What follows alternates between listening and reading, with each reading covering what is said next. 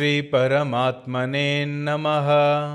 श्रीमद्भगवद्गीता अद चतुर्थोऽध्यायः। ज्ञानयोगः। श्रीभगवानुवाच इमं विवस्वते योगं प्रोक्तवानहमव्ययम् विवस्वान्मनवे प्राह मनुरिक्ष्वाकवे ब्रवीत् एवं परम्परा प्राप्तम् इमं राजर्षयो विदुः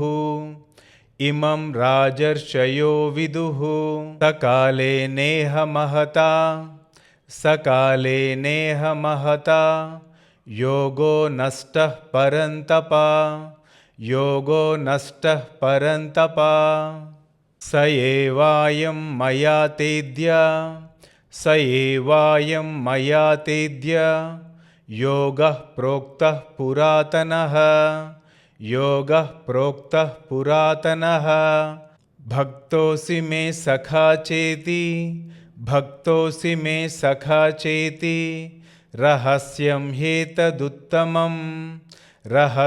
ह्येतदुत्तमम्। अर्जुन उवाच अपरं भवतो जन्म परं जन्म विवस्वतः कथमेतद्विजानीयां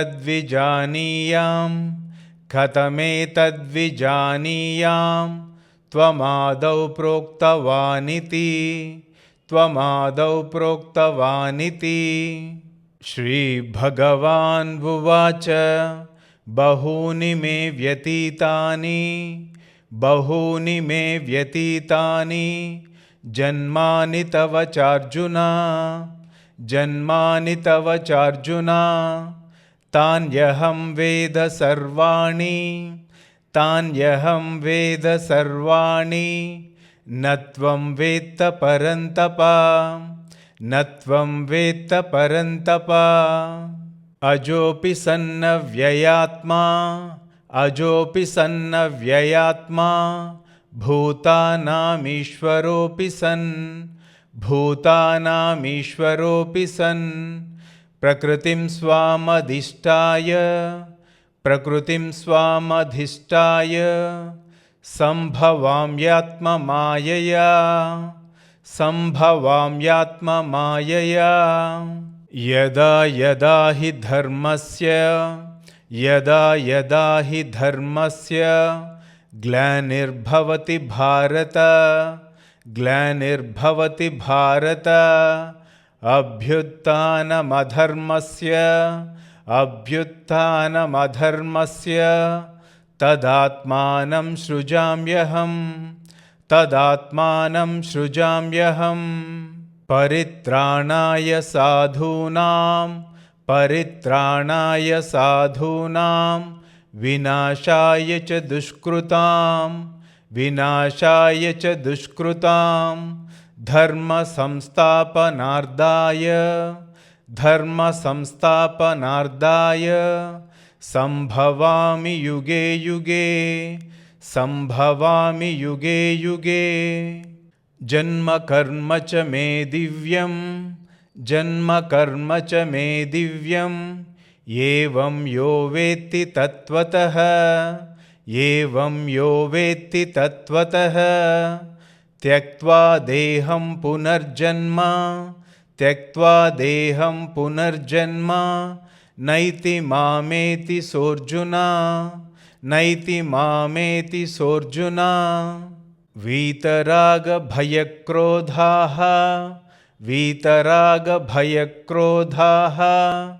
मन्मया मामुपाश्रिताः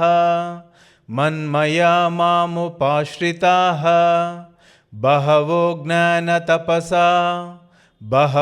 ज्ञानतपसा पूता मद्भावमागताः पूता मद्भावमागताः ये यथा मां प्रपद्यन्ते तांस्तथैव भजाम्यहम् मम वर्त्मानुवर्तन्ते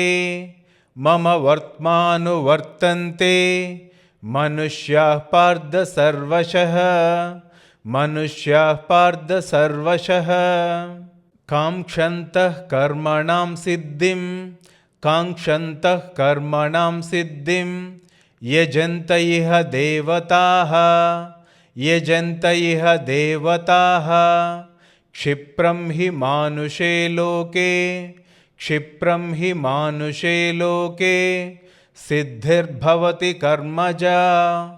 सिद्धिर्भवति कर्मजा चातुर्वर्ण्यं मया सृष्टं गुणकर्मविभागसः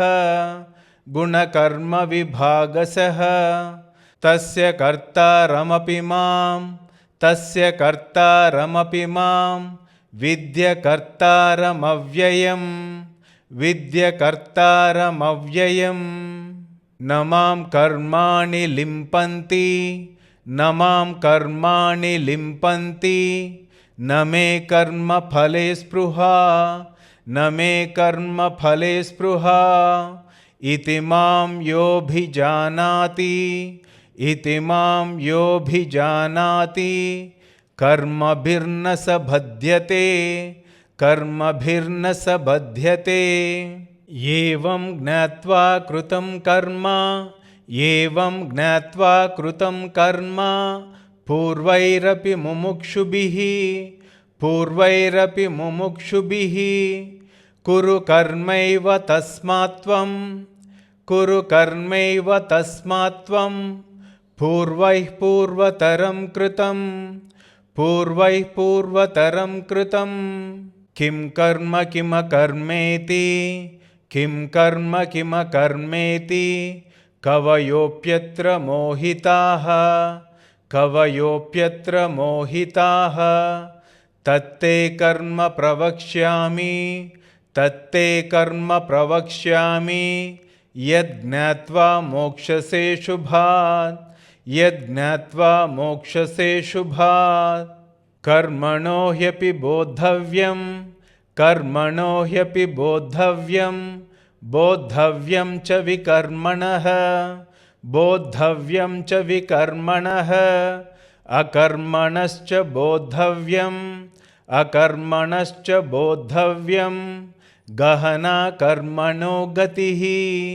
गहना कर्मणो गतिः कर्मण्यकर्म यः पश्येत् अकर्मणि च कर्म यः स बुद्धिमान् मनुष्येषु स युक्तः कृत्स्नकर्मकृत्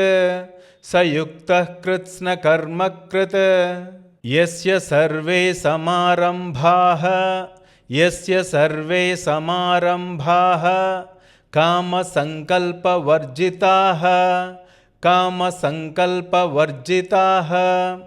ज्ञानाग्निदग्धकर्माणं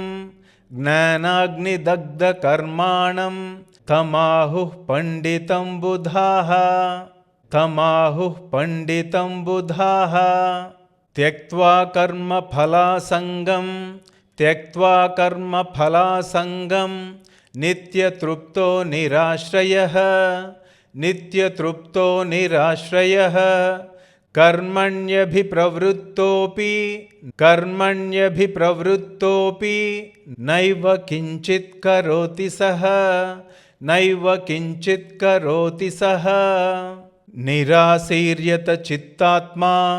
निराशीर्यत चित्तात्मा त्यक्तसर्वपरिग्रहः शारीरं केवलं कर्म कुर्वन्नाप्नोति किल्बिषम्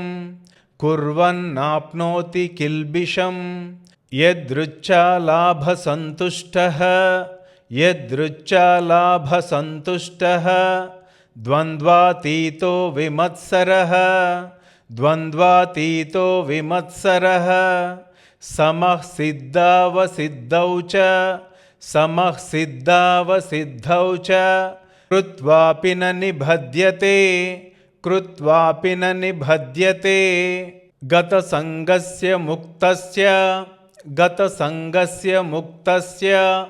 ज्ञानावस्थितचेतसः ज्ञानावस्थितचेतसः यज्ञायाचरतः कर्म समग्रं प्रविलीयते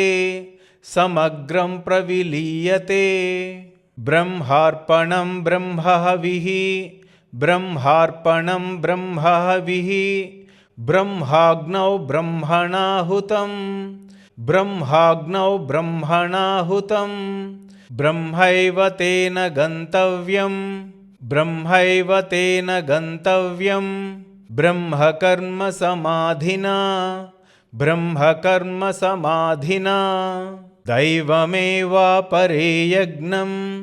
दैवमेवापरे यज्ञं योगिनः पर्युपासते ब्रह्माज्ञावपरे यज्ञं यज्ञेनैवोपजुह्वति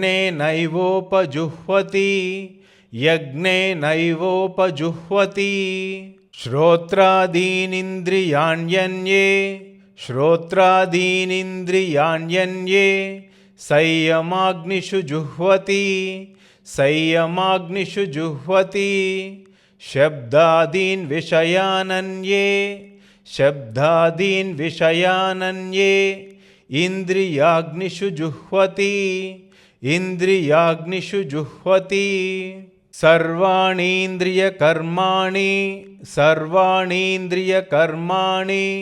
प्राणकर्माणि चापरे आत्मसंयमयोगाग्नौ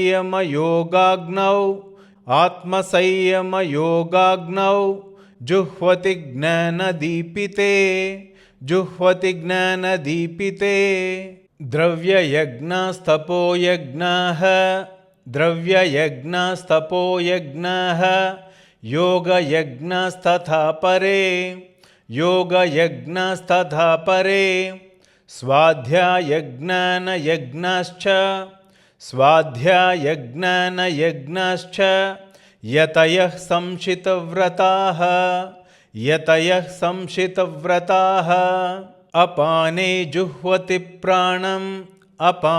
जुह्वति प्राणं प्राणे पानं तथा परे प्राणापानगतिरुद्ध्वा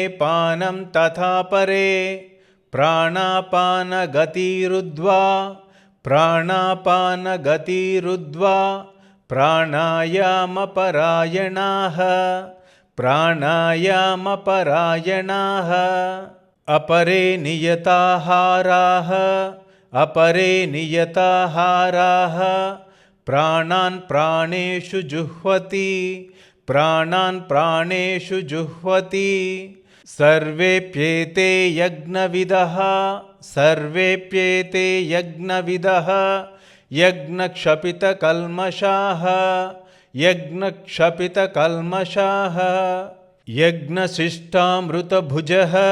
यज्ञशिष्टामृतभुजः यान्ति ब्रह्म सनातनं नायं लोकोऽस्त्ययज्ञस्य कुतोऽन्यः कुरु सत्तमा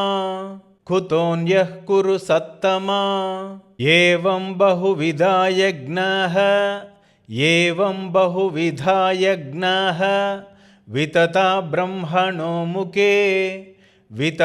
ब्रह्मणो मुखे कर्मजान् विद्धितान् सर्वान् एवं ज्ञात्वा विमोक्ष्यसे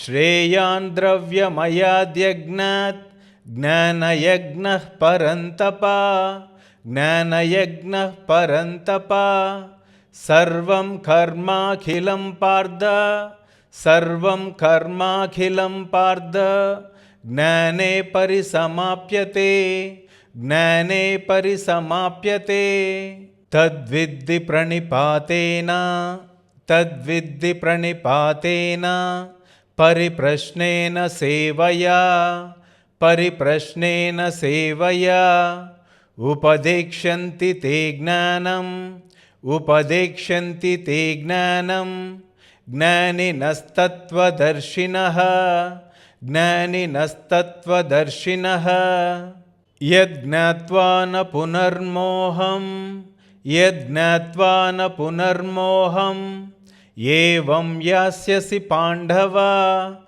ఏవం యాస్యసి పాండవ ఏన భూతాన్యశేషేణ ద్రక్ష్యస్యాత్మన్యథో మయి ద్రక్ష్యస్యాత్మన్యథో మయి అపి చేదసి పాపేభ్యః అపి చేదసి పాపేభ్యః సర్వేభ్యః పాపకృత్తమః సర్వేభ్యః పాపకృత్తమః సర్వం జ్ఞానప్లవేనైవ సర్వం జ్ఞానప్లవేనైవ వృజినం సంతరిష్యసి వృజినం సంతరిష్యసి యతైధాంసి సమిద్దోగ్నిః యతైధాంసి సమిద్దోగ్నిః భస్మసాత్ కురుతేర్జున భస్మసాత్ కురుతేర్జున జ్ఞానాగ్నిః సర్వకర్మాణి జ్ఞానాగ్నిః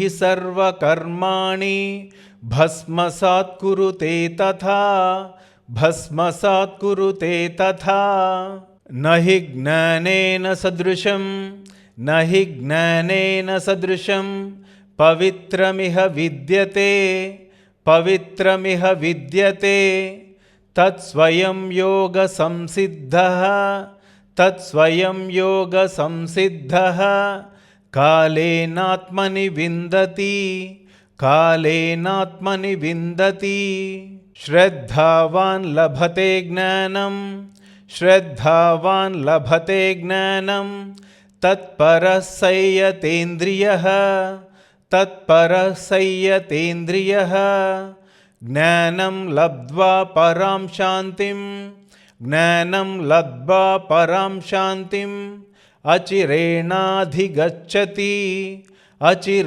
అచిరేణాధిగచ్చతి అగ్నశ్చాశ్రద్ధధానశ్చ అగ్నశ్చాశ్రద్ధధానశ్చ సంశయాత్మా వినశ్యతి సంశయాత్మా వినశ్యతి నాయం లోకోస్తి న పరః నాయం లోకోస్తి న పరః న సుఖం సంశయాత్మనః న సుఖం సంశయాత్మనః యోగసన్యస్తకర్మాణం యోగసన్యస్తకర్మాణం జ్ఞానసంచిన్న సంశయం జ్ఞానసంచిన్న సంశయం ఆత్మవంతం న కర్మాణి ఆత్మవంతం న కర్మాణి నిబధ్నంతి ధనంజయ నిబధ్నంతి ధనంజయ తస్మాదజ్ఞాన సంభూతం తస్మాదజ్ఞాన సంభూతం హృస్తం జ్ఞానాసినాత్మనః హృస్తం జ్ఞానాసినాత్మనః చిత్వైనం సంశయం యోగం చిత్వైనం సంశయం యోగం ఆతిష్టోత్తిష్ట భారత ఆతిష్టోత్తిష్ట భారత ఓం తత్సదితి శ్రీమద్భగవద్గీతాసు ఉపనిషత్సు బ్రహ్మ విద్యాయాం యోగశాస్త్రే శ్రీకృష్ణార్జున సంవాదే జ్ఞానయోగో నామ చతుర్థోధ్యాయః. ఇప్పుడు అందరం కలిసి చదువుదాం. ఓం శ్రీ పరమాత్మనే నమః. శ్రీమద్భగవద్గీత అద చతుర్థోధ్యాయః. ज्ञानयोगः। श्रीभगवानुवाच इमं विवस्वते योगं प्रोक्तवानहमव्ययं विवस्वान्मनवे प्राह मनुरिक्ष्वाकवे ब्रवीत्। एवं परम्परा प्राप्तम् इमं राजर्षयो विदुः सकाले नेह महता योगो नष्टः परन्तप। स एवायं मया तेद्य योगः प्रोक्तः पुरातनः भक्तोऽसि मे सखा चेति रहस्यं ह्येतदुत्तमम्। अर्जुन उवाच अपरं भवतो जन्म परं जन्म विवस्वतः कथमेतद्विजानीयाम् त्वमादौ प्रोक्तवानिति। श्रीभगवानुवाच बहूनि मे व्यतीतानि जन्मानि तव चार्जुन तान्यहं वेद सर्वाणि न त्वं वेत्त परन्तप।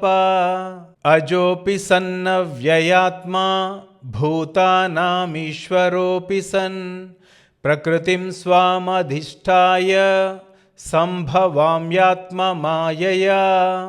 यदा यदा हि धर्मस्य ग्लानिर्भवति भारत अभ्युत्थानमधर्मस्य तदात्मानं सृजाम्यहम्।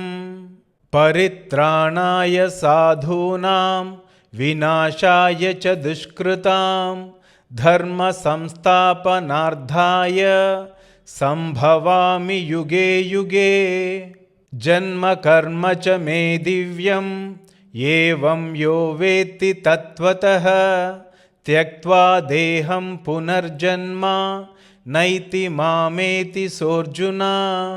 वीतरागभयक्रोधाः मन्मया मामुपाश्रिताः बहवो ज्ञानतपसा पूता मद्भावमागताः।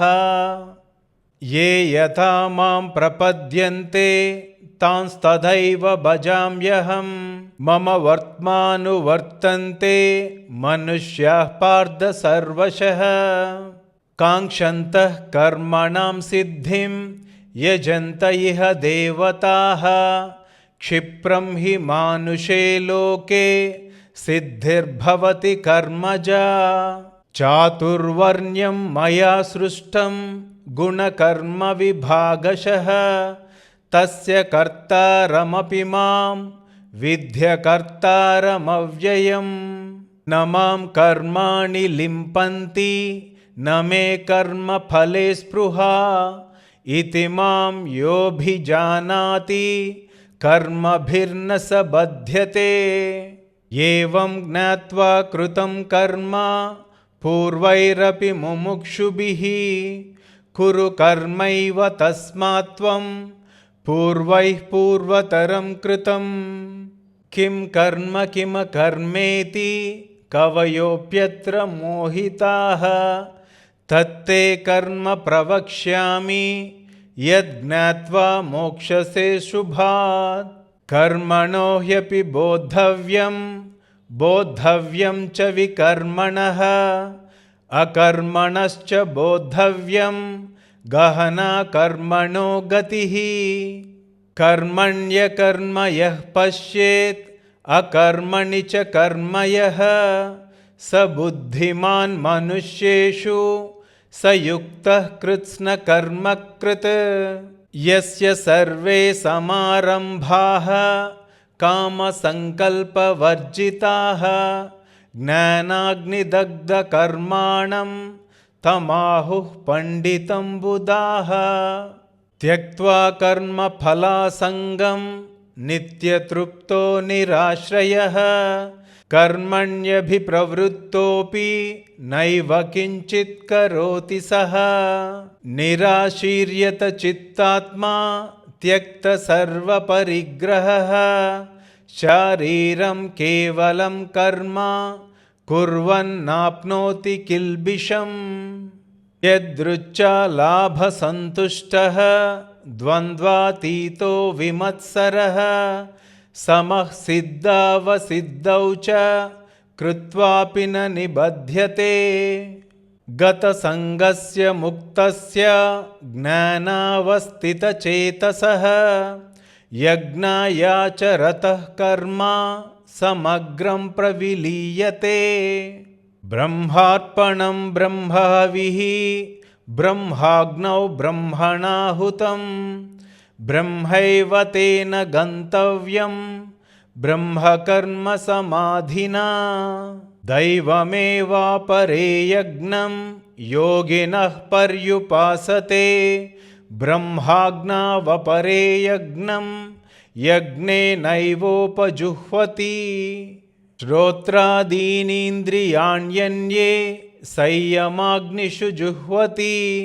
శబ్దాదీన్ విషయానన్యే ఇంద్రియాగ్నిషు జుహ్వతి సర్వాణీంద్రియకర్మాణి ప్రాణకర్మాణి చాపరే ఆత్మసంయమయోగాగ్నౌ జుహ్వతి జ్ఞానదీపితే ద్రవ్యయజ్ఞాస్తపోయజ్ఞాః యోగయజ్ఞాస్తథా పరే స్వాధ్యాయజ్ఞానయజ్ఞాశ్చ యతయః సంశితవ్రతాః అపానే జుహ్వతి ప్రాణం ప్రాణే పానం తథా పరే ప్రాణాపానగతిరుద్ధ్వా ప్రాణాయామపరాయణాః అపరే నియతాహారాః ప్రాణాన్ ప్రాణేషు జుహ్వతి సర్వేప్యేతే యజ్ఞవిదః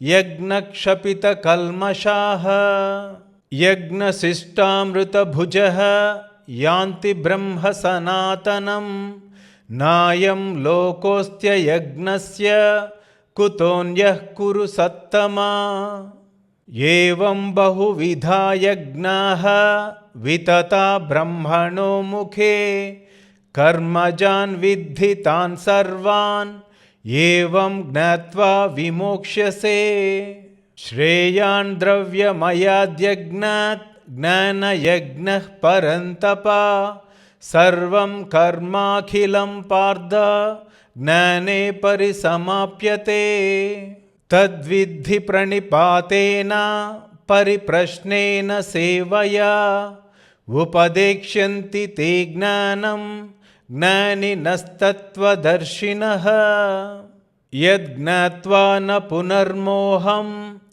ఏవం యాస్యసి పాండవ येन भूतान्यशेषेण द्रक्ष्यस्यात्मन्यथो मयि अपि चेदसि पापेभ्यः सर्वेभ्यः पापकृत्तमः सर्वं ज्ञानप्लवेनैव वृजिनं सन्तरिष्यसि यथैदांसि समिद्धोऽग्निः भस्मसात् कुरुतेऽर्जुन ज्ञानाग्निः सर्वकर्माणि भस्मसात् कुरुते तथा न हि ज्ञानेन सदृशं पवित्रमिह विद्यते तत्स्वयं योगसंसिद्धः कालेनात्मनि विन्दति श्रद्धावान् लभते ज्ञानं तत्परः संयतेन्द्रियः ज्ञानं लब्ध्वा परां शान्तिम् अचिरेणाधिगच्छति अग्नश्च श्रद्धानश्च संशयात्मा विनश्यति नायं लोकोऽस्ति न परः न सुखं संशयात्मनः योगसन्न्यस्तकर्माणं ज्ञानसञ्चिन्नसंशयम् आत्मवन्तं न कर्माणि निबध्नन्ति धनञ्जय तस्मादज्ञानसम्भूतं हृत्स्थं ज्ञानासीनात्मनः चित्वैनं संशयं योगम् आतिष्ठोत्तिष्ठ भारत। ॐ तत्सदिति श्रीमद्भगवद्गीतासु उपनिषत्सु ब्रह्मविद्यायां योगशास्त्रे श्रीकृष्णार्जुनसंवादे ज्ञानयोगो नाम చతుర్థోధ్యాయః. సర్వం శ్రీకృష్ణార్పణమస్తు. స్వస్తి.